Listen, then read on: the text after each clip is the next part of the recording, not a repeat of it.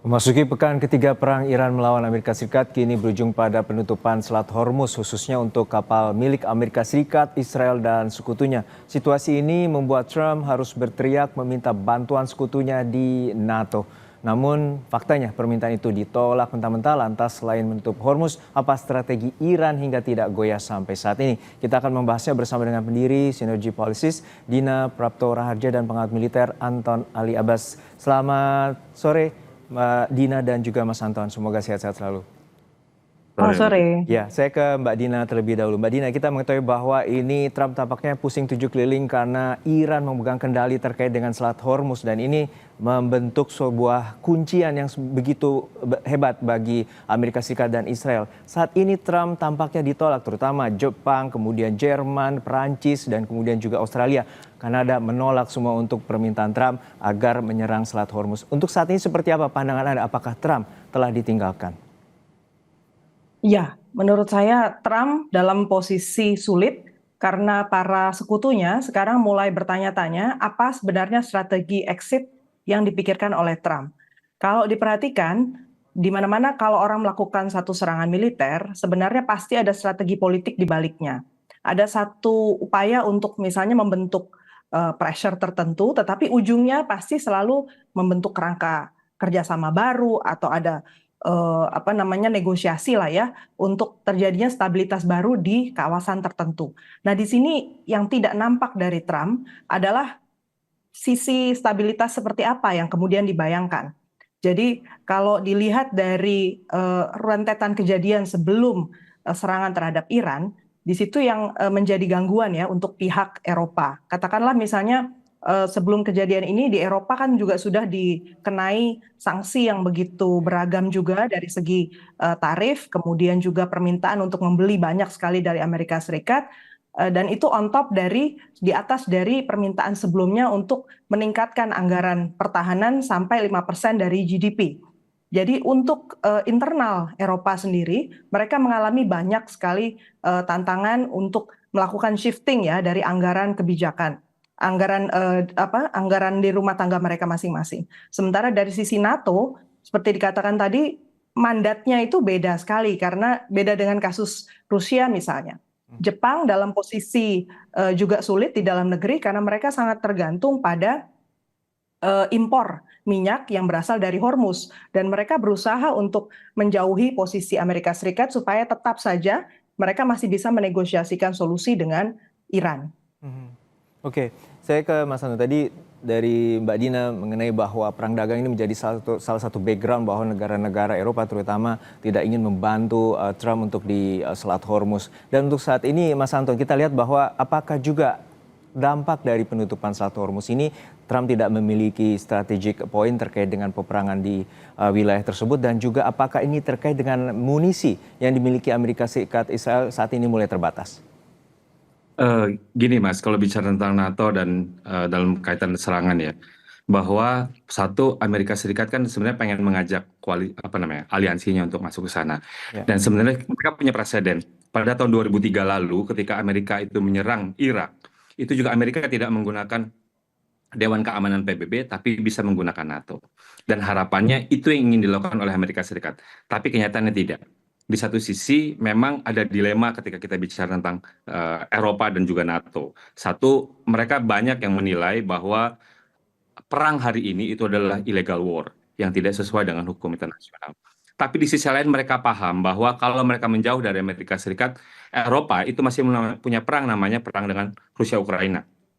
Mereka cukup khawatir kalau misalnya Amerika menjauh, nanti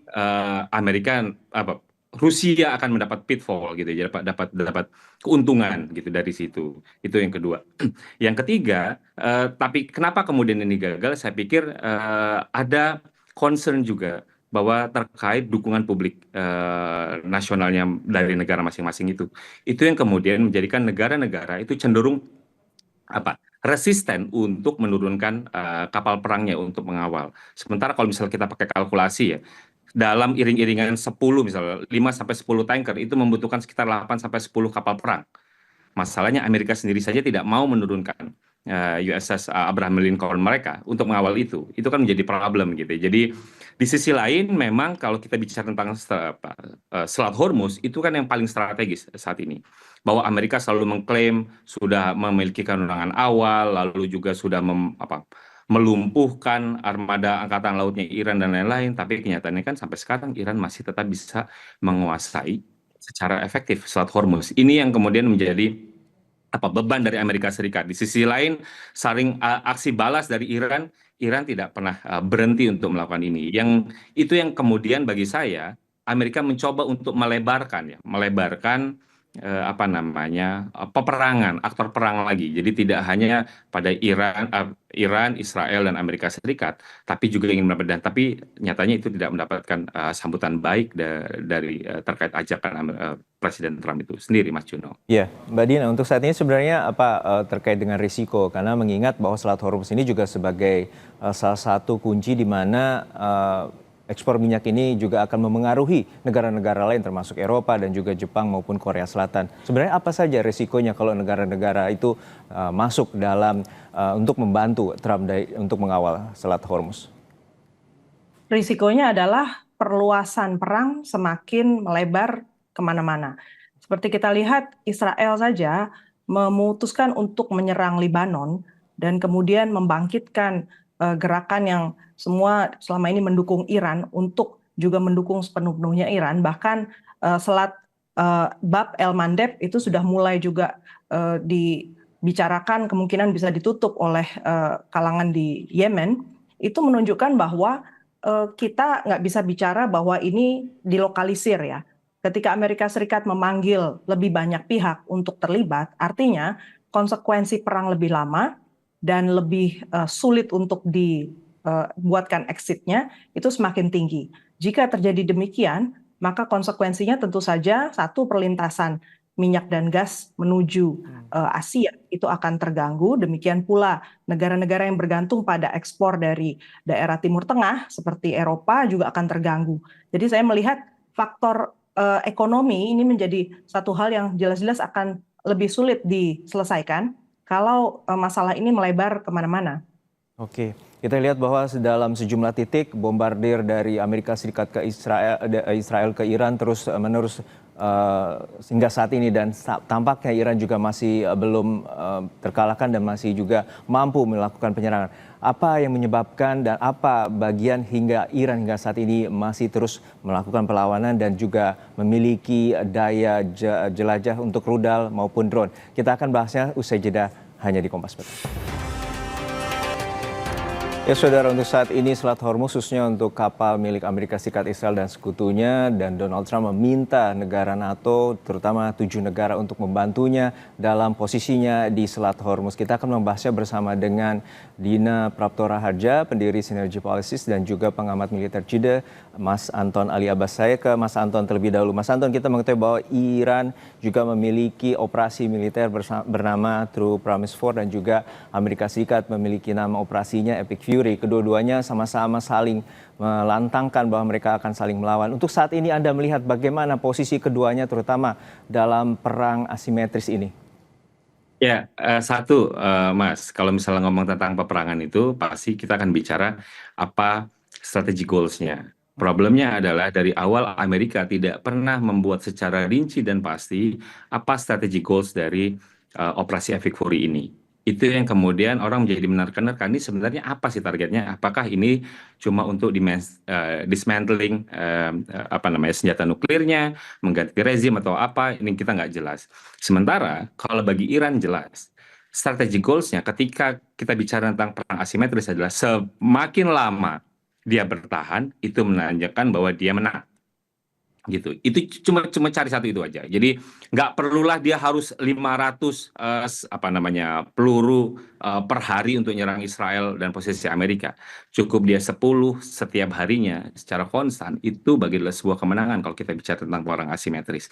Dan itu yang dilakukan oleh Iran sekarang. Sampai-sampai misalnya negara-negara sekutunya Amerika Serikat nggak mau menerima ajakan. Padahal Mas Juno, kalau misalnya kita lihat tadi itu pihak dari Jerman sudah menyatakan itu ada operasi Aspides yang dilakukan oleh Eropa di di Laut Merah gitu ya. Jadi ini untuk melawan Houthi. Kan sebenarnya kemarin itu sudah ada rapat di Uni Eropa untuk apakah operasi Aspides ini kita perlu lebarkan sampai Hormuz atau tidak. Gitu, karena kan sebenarnya dekat, karena mereka melakukan operasi menurunkan sekitar asalnya ada empat kapal perang di sana gitu ya, yang dipimpin oleh Yunani. Tapi kenyataannya Uni Eropa tidak menghendaki. Rapat kemarin itu tidak setuju untuk memperluas operasi Aspides. Dan ini yang kemudian menjadi pukulan bagi Amerika Serikat ketika bicara tentang perang asimetris. Ketika kita bicara Selat Hormuz adalah titik krusial, titik yang strategis, siapa yang mampu mengendalikan itu bisa memenangkan mengendalikan peperangan, dan itu yang dilakukan oleh Iran sekarang. Nah, ini yang menjadikan pertanyaan, apakah memang selama ini klaim yang dilakukan oleh Amerika Serikat bahwa kita menang, kita sudah 100% melumpuhkan, itu sebenarnya adalah berita palsu belaka, karena kemudian katanya untuk mengamankan Hormuz dan untuk membuat pelayaran itu aman kembali, lebih dari 10 kapal lewat, itu ternyata tidak mampu dilakukan oleh Amerika Serikat. Itu, Mas Ya, Juno. baik. Mbak Dina, kita mengetahui juga bahwa perang 12 hari terjadi pada Juni tahun lalu, dan ini apakah juga salah satu bagian di mana Iran juga mendapatkan bantuan dari Cina maupun Rusia pasca perang 12 hari, dan saat ini yang salah satu bagian bahwa Iran hingga saat ini belum terkalahkan? Menurut saya salah satu faktor yang menarik dalam perang yang kali ini yang dimulai tanggal 28 Februari 2026 itu adalah bahwa titik diplomasi justru dijadikan satu momentum baru ya, punya momentum baru lah untuk kemudian menarik perhatian dunia di tengah multilateralisme yang dihancurkan habis-habisan oleh Amerika Serikat. Kalau kita perhatikan dari intonasi, kemudian pertanyaan-pertanyaan negara-negara dunia yang tadi diminta tolong oleh Trump, di situ nampak bahwa justru orang memilih untuk menahan diri. Negara-negara berusaha untuk menahan diri karena mempertanyakan tadi, apa sih sebenarnya keseimbangan baru yang mau dicari? Kalau dikatakan memang Iran itu berbahaya di kawasan, kemudian titik keamanan seperti apa yang mau diciptakan? Dan nggak mungkin kan setiap saat, setiap waktu harus dijaga lewat senjata begitu dengan military intervention. Jadi berbeda dengan bulan Juni, Iran waktu itu masih sendirian dan waktu itu dia disudutkan betul untuk masuk ke meja perundingan. Dan inilah juga yang menyebabkan Iran kemudian marah besar ya. Kali ini mengatakan tidak ada ceasefire, tidak ada gencatan senjata, nggak ada permintaan negosiasi karena sudah berusaha negosiasi berkali-kali, selalu diserang pada saat mereka memutuskan untuk memberikan konsesi. Jadi menurut saya di sini ada titik terang baru bahwa cara-cara kekerasan yang selama ini dikobarkan oleh Donald Trump sejak dia memimpin, bahkan dia secara resmi ya bulan November kemarin mengubah Department of Defense di Amerika Serikat, namanya berubah menjadi Department of War, Departemen Perang gitu kan, itu ternyata tidak mendapatkan simpati di dunia. Ya.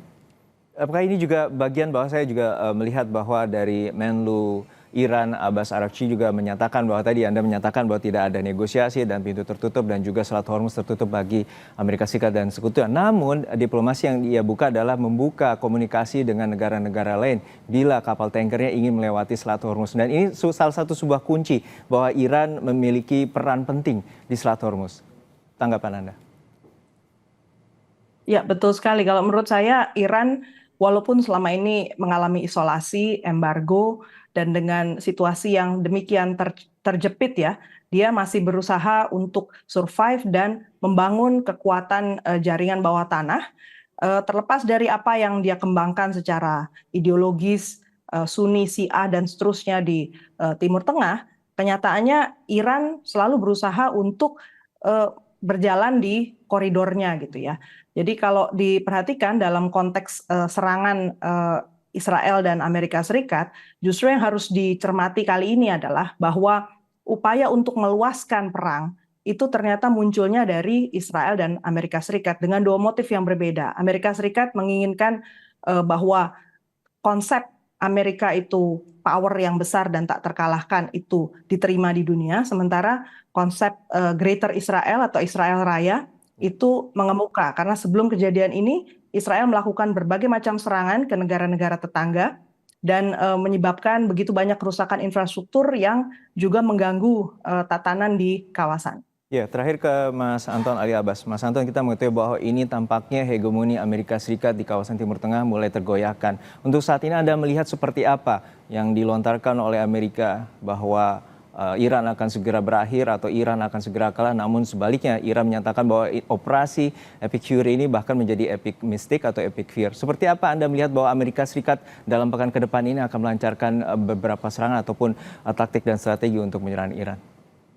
Ya, pertama terkait diplomasi tadi, Mas. Jadi Uni Eropa bukan berarti tidak memperhatikan itu. Uni Eropa juga punya concern terhadap perang ini, tapi mereka ingin mengedepankan upaya diplomasi, upaya damai. Itu satu.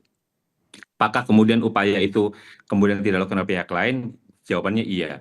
Buktinya apa? Buktinya Presiden Putin itu sebelumnya adalah pernah menelpon Presiden Iran pada Jumat lalu untuk terkait bagaimana cara keluar dari peperangan ini, termasuk juga kemudian dilanjutkan dengan Presiden Trump menelpon Presiden Putin untuk menjadikan cari solusi. Artinya apa?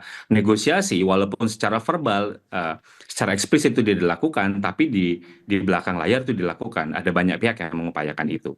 Lalu apa kemudian the next-nya gitu ya? Bagi saya ini kemudian menjadi menarik. Satu, Iran memainkan apa namanya power yang cukup baik di sini dalam hal ini ketika kita bicara tentang peperangan asimetris. Bisa jadi kalau peperangan ini kemudian berakhir, jadi entah itu nanti dua-duanya mundur gitu ya, tanpa ada perdamaian gitu. Tapi kemudian Iran bisa jadi menyampaikan pesan. Ke depan Amerika harus punya pilihan. Tetap untuk mengedepankan kepentingan Israel dalam hal ini gitu, atau memperhatikan tekanan global dalam hal ini ekonomi. Itu satu. Kedua yang harus dilihat juga adalah ketika Iran secara berhasil itu menghancurkan aset-aset Amerika Serikat di kawasan, di Teluk, dan termasuk juga apa namanya interceptor yang dimiliki oleh negara-negara Teluk itu juga berkurang drastis. Di sisi lain ada faktor Cina di sini. Cina itu melakukan sama cukup banyak di sini. Jangan-jangan kemudian pasca dari peperangan ini negara-negara Teluk kemudian mulai berpaling untuk melihat pada Cina. Mereka tahu bahwa satu, negara Teluk kemudian terancam gitu ya keamanannya. Kedua, mereka tahu bahwa Iran sama Cina ini dekat. Jadi mau tidak mau bersalaman bergandengan tangan dengan Cina itu menjadi pilihan yang rasional, dan ini yang kemudian nanti akan kita lihat apakah peta geopolitik di kawasan Timur Tengah yang tadinya condong ke Amerika Serikat kemudian pendulumnya kemudian bergerak ke tengah, bisa jadi kemudian bergesernya ke arah lebih kepada Cina karena melihat bagaimana kemudian aset-aset Cina, aset-aset Amerika hal ini itu banyak dilumpuhkan. Kita lihat kembali bagaimana sentrifugalnya, apakah juga akan berubah menjadi petrodolar atau menjadi petroyuan yang seperti kita lihat bahwa Selat Hormuz ini menjadi kuncian dari Iran untuk melihat geopolitik terutama di Timur Tengah. Terima kasih sekali lagi Mas Anton Ali Abbas, pengamat militer dari Chile, dan juga Mbak Dina Praptora Harja, pendiri Synergy Policies, telah berbagi perspektif bersama kami di Kompas Petang. Sehat-sehat selalu.